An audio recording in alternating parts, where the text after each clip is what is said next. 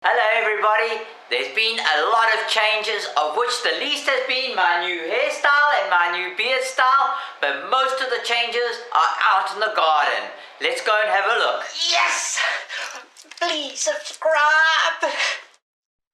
Now before we go into the garden, I want to tell you it's a lot of design changes, and that came about because of my new diet that I've used to reverse my diabetes. I've had my diabetes reversed for 3 whole months, which is absolutely marvelous, and it has meant big changes in the garden. So let's go and have a look. Wow, take a look at that garden. Isn't that absolutely gorgeous? Now, let me start from the very back of the garden and we'll work forward, because I think that'll be the best and most logical sequence. Now, in this area over here, I'm erecting a polytunnel. I put the framework up here, but over here I've also put an raised bed around the corner here, because this was all carport area and it was low. So over here I've got a nice sort of deep path that'll go, and I can stand and access the beds very easily.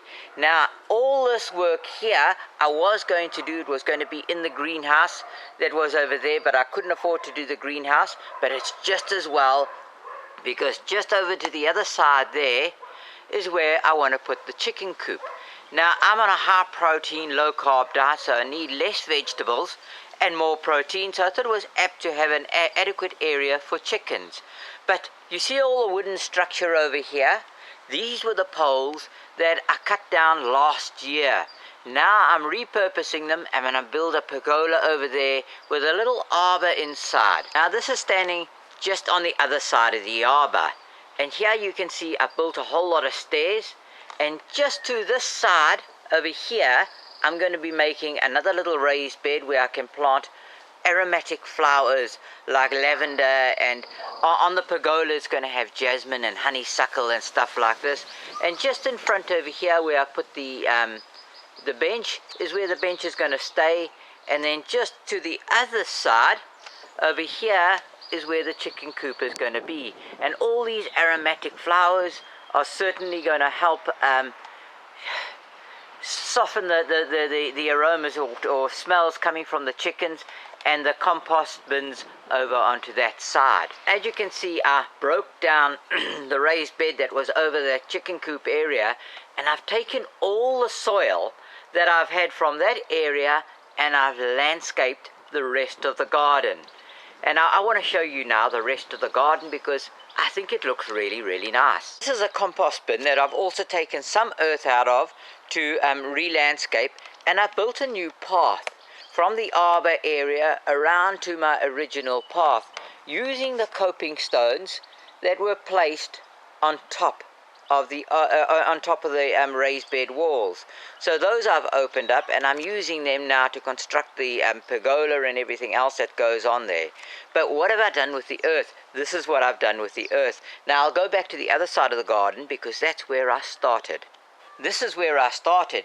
Now, as you can see over here was the original sort of pathway that I had, and now I've raised it up another level and then another level above that. Now these are going to be forming my tree gills. Now in the center of this circle over here, there's this area here, is where I'm going to plant my pear tree, and underneath that I'll be planting different herbs and then different annuals on each one of the layers, as well as some sort of flowers. Now, elevating it like that will not only make the roots go down to different levels, but also it'll give a better air circulation. I have followed permaculture principles in this regard. And on the other side over the pond, let me show you over this side,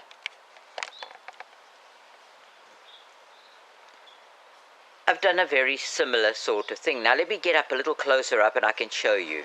So what I've done here is the original path again, going all the way up to where the pond is. Now what I've done is I've also raised this section up, and then raise that section up another lot higher here. And where the pot plants are, it forms like a little circle where my it's a plum tree, my Victoria plum tree is going to go in here.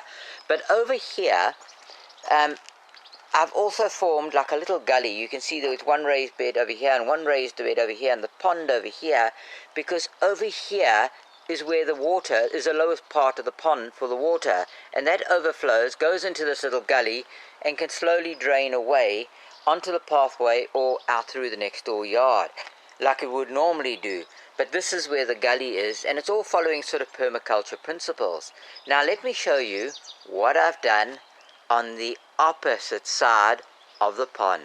Now on this side of the pond, I've done exactly the same as I have on the other side, but I've made two gills, and I've joined them together on the middle. Now on each of those, on this gill over here, I'm going to have a cherry tree, and on this gill over here, I'm going to have the apple tree.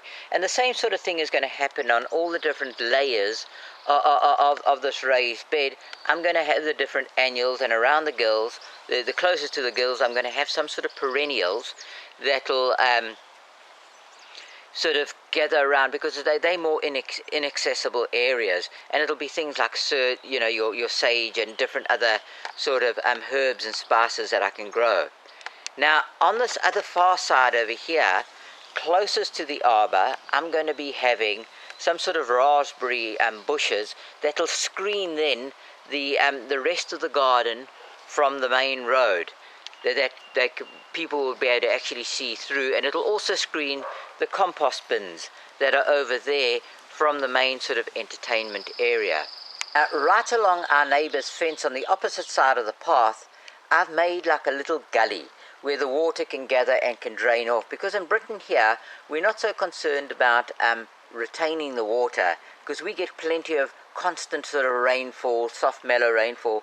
We're more concerned with it draining away and stop it becoming waterlogged. So that's what I've done over there. I've made like a little gully where it can actually drain off. Another big area that I'm really happy about is the pond. I've now taken a log, a tree that came out of that area, and I've laid it over the pond, and on this side over here I've covered up the stump with earth, which I intend to plant with a whole sort of little plants and stuff like this. Now the pond is doing exceptionally well, and inside the pond I've now got 5 goldfish, and they are so happy in here, and there's so much life in here. I tried to feed them once and they totally ignored the food. There is just so much food in here. And we've also found 2 smooth newts. Now they're very elusive, so I don't think I'll be able to find them. I'm hoping to be able to see if I can zoom in on that goldfish that's lying here somewhere. I don't know if you'll be able to see him. I can't see him through the camera. But anyway, there's 5 of them in here. Sometimes they come out to play. Sometimes they just prefer to stay inside underneath the duckweed canopy. It's beginning to rain outside, but the last thing I want to show you today is the entertainment area. Now I took all this old grass, artificial turf that I had way back in the beginning when I got the house, and I've moved it from section to section. Initially it was in the carport. Now I've managed to clear the entertainment area, and wow, it's a massive area for a house this size. And I put some weed suppressant membrane down, because the concrete underneath was full of cracks and the weeds were growing through and it was all muddy. So I've put the membrane down, and I've laid the turf over the top. Now it looks really nice, but there are some parts along the edge that it didn't manage to reach. But I want to do something in this area that's going to be really special. And I put the bench out there. I repaired the bench. As you can see, I put 2 new seats on it, and it looks really nice. And the view from the seat is absolutely amazing. Let me show you that. Well guys, as you can see, the view from here is going to look amazing. I can't wait for all the trees to be put in, to cause a nice little canopy, and my food forest will then be absolutely complete. And as you can see with the polytunnel over there, and the pergola that I'm building up top there, and the chicken coop, I'll be totally private, and this will be a lovely little private garden that I can thoroughly enjoy sitting out with the family and having a meal and just generally chit-chat about. Well, guys, I hope you've enjoyed this little whistle-stop tour of the garden, of all the things that I've been doing. I've done absolutely loads of stuff. There's things like the agricultural drain that I put in to drain the earth that I didn't cover in this video or update, but I'm going to be covering each of those in a little more detail with further videos, because I've taken sort of snapshots as I've gone about. I've been really busy. I'm not even near finished now. I've still got to finish that pergola, and I've got to clear up and prepare for the chicken coop that I'm going to be putting in next year.